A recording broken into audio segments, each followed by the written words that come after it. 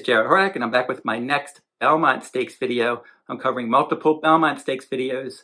I'm going through all the horses that are pointing to the Belmont Stakes.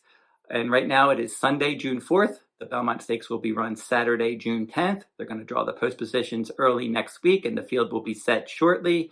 But right now it looks like 10 horses are pointing to the Belmont Stakes. And I'm going through and covering in these videos 2 horses in each video. So I'm going to do 5 videos overall. My first one that I already have posted on my YouTube channel, I covered Angel of Empire and Arcangelo in that video. In this video, the next 2 horses, as I'm going down the list alphabetically, Forte, your 2-year-old champion, and Hit Show, 5th in the Kentucky Derby last time out. So those are the 2 horses I will cover in this video. If you're interested in my annual Belmont Stakes Day full card at Belmont Park, you will find that full card at therunawayhorse.com on my sales page, Belmont Stakes Week. And as an added bonus, if you do purchase that Belmont Stakes Day full card, I will include the stakes races from Belmont Park for Friday, June 9th. So you'll get those bonus stakes races, multiple stakes on Friday, June 9th, in addition to the full card at Belmont Park for Belmont Stakes Day. Go over to therunawayhorse.com and click on my sales page for more details. Now, for the Preakness Stakes full card, 14 races were run on Preakness Day, and my top choices had 7 wins, and I had multiple winning wagering strategies throughout the day, and they are on the screen now, including the Preakness Stakes. My top choice there was National Treasure. I thought he could get out there and control the pace, and that's what happened. He went wire to wire that day. My suggested win wager, I had multiple copies of the Trifecta and the Superfecta, and made a nice profit in the Preakness Stakes for the clients, and let's hope we can carry that momentum over into Belmont Stakes Day. And speaking of Belmont Stakes Day, since 2014, from 2014 to 2022, in those 9 runnings in the Belmont Stakes, I had wagering strategies connect in 7 of those 9 years. So I've been on a good roll in the Belmont Stakes. I have a good feel for what it takes, and what kind of horses can win the Belmont, and my wagering strategies are usually spot on in the Belmont, and let's hope that that is the case again this year. And for this year, as I said, 10 horses, and we're going to go into the next 2 horses that are pointing to the Belmont, beginning with your 2-year-old champion, Forte. And he's got some things to overcome in here, but obviously he has a lot of positives in his corner. He's 6 for 7 lifetime. He won his career debut easily at Belmont Park. That was May of 2022 at 5 furlongs. He ran away and he almost won by 8 lengths after stalking the pace. His second career start, the Grade 3 Sanford Stakes at Saratoga, he was the favorite there, just did not run well there. He ended up finishing a flat 4th of 12. He just did not have that kick in the stretch. Wasn't a terrible effort by any stretch of the imagination, but he did regress off of his debut that day. They gave him a little bit of break from July to September. He caught the slop in the Grade 1 Hopeful. I made him my top choice that day. I thought maybe he could bounce back at a price. He was 6-1, and he did just that. He rallied from 5th in a 6-horse field. He won going away. Blazing Sevens was 3rd there. That horse would come back and win the Grade 1 Champagne, and then he finished 2nd in the Preakness Stakes in his most recent start. In Forte's next start, he stretched out in distance in the Grade 1 Breeders' Futurity on a fast track at Cain last fall, and he rallied from 7th in a 14-horse field. So he sat within hailing distance, and that's the key to him. He's a closer, but he doesn't have to be way back. So he was within hailing distance there, and Loggins was on the pace, and he ran that one down, and he won by a neck, and those 2 were well clear of the show finisher, Red Route 1, and that Red Route 1 is also pointing to the Belmont Stakes.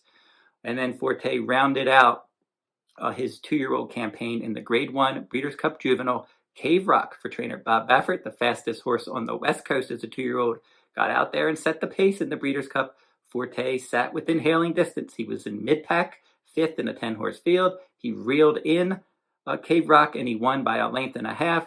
National Treasure was 3rd there, and he most recently won the Preakness Stakes, and he is also pointing to the Belmont Stakes. He began his 3-year-old season in the Grade 2 Fountain of Youth Stakes on a fast track at Gulfstream Park on March 4th, and he dominated that race. Now your Kentucky Derby winner, your subsequent Derby winner, Mage, was in that race, and he finished 4th. Forte was your 1-2 favorite in the Fountain of Youth, and he just powered home. He sat again, a good stalking trip, and he just powered away to win by more than 4. His final prep for the Kentucky Derby was the Grade 1 Florida Derby, and he defeated Mage again in that race. He was the heavy favorite. He had post 11 in a 12-horse field. Mage got the first run as a closer and took the lead, and Forte made the last run, and he ran Mage down and he won by a length. That was a good, solid effort. And now he's going to try to win the Belmont Stakes off of a layoff because he was supposed to run in the Kentucky Derby. He was actually the morning line favorite in the Kentucky Derby, but he was one of 5 horses that had the scratch out of the Derby. He had a foot bruise, so that made him have the scratch out of the Derby, and he couldn't make that assignment.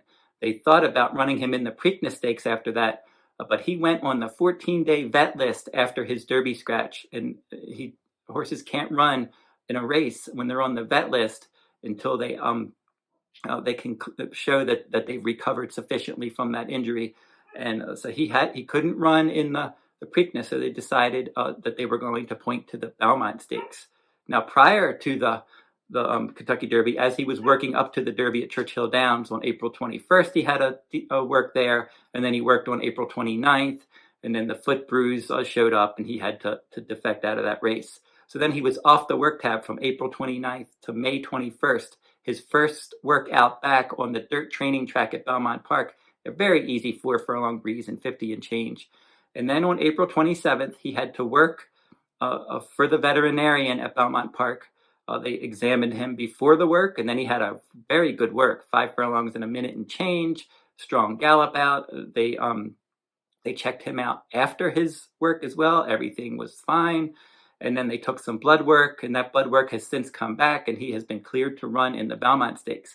And then he had his final Belmont Stakes workout on June 3rd, 5 furlongs and 59 and change, best of 14, another good gallop out. He's been looking very good in his workouts. Now, typically, if you look at all of his workouts, he's not a fast workout horse usually, but Todd Pletcher, with that 10 weeks between starts now from the Florida Derby to the Belmont Stakes, really has to tighten the screws and get his fitness level up high so that he can compete at 1.5 miles. Obviously, he has the class to win the Belmont Stakes. He is a 4-time Grade 1 winner. He's won his last 5 starts in the stakes ranks. He's a very talented horse. As I said, he's got that kind of closing ability where he doesn't have to come from last place. He could easily be placed if the Belmont Stakes is a 10-horse field. I could see him sitting in 4th or 5th within striking range throughout, getting ready to pounce in the lane. We'll just have to see how he is able to handle the 1.5 mile distance off of a 10-week layoff. I think that's the biggest thing with him. And it also, like, if you look at his speed ratings, he doesn't dominate. It's not like he's so much better than these. So he's amongst the top contenders. He's definitely one of the fastest contenders, and he fits on speed ratings. Obviously, class. He's probably the class of the field. And we'll have to see if he can handle 1.5 miles. His pedigree doesn't scream 1.5 miles, but it doesn't disqualify him either. Violence is his sire, and Medaglia d'Oro was the sire of Violence, and he gets some stamina there. If you go back to his 4th generation, you'll see Sadler's Wells. He'll get some stamina from Sadler's Wells. And then on the dam side, Blame, the dam sire, Breeders' Cup Classic winner. He defeated Zenyatta when he won the Breeders' Cup Classic that year. Arch in the next 3rd generation could give him some stamina. But again, going back to the 4th generation, you see Chris S. And you see Seattle Slew, Belmont Stakes winner, and Triple Crown winner. So that's where he's getting a lot of his stamina, probably from that 4th generation. And the key is going to be, as I said, how is he going to be able to handle the layoff? 10 weeks, that certainly means something in the Belmont Stakes, having to go 1.5 miles in your first start and off of that kind of a layoff. And where the other horses have run in races like the Kentucky Derby and Preakness, they may have a fitness edge. And then also from a value standpoint, Forte is just not going to offer a lot of value. He's probably going to be the favorite, and he's probably the deserving favorite based on his whole resume. It's just a question of how he's going to handle the distance. Now, his trainer, Todd Pletcher, has won the Belmont Stakes 4 times.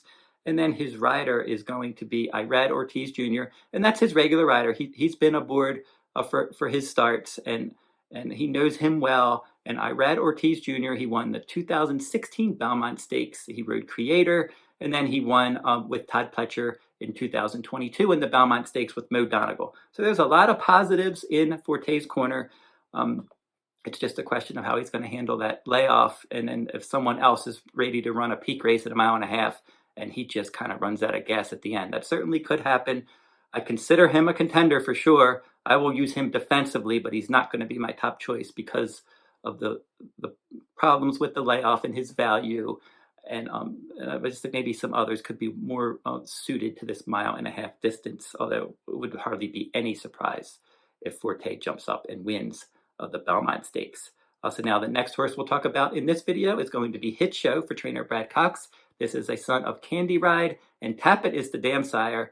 And Tapit has been responsible for 4 Belmont Stakes winners as a sire.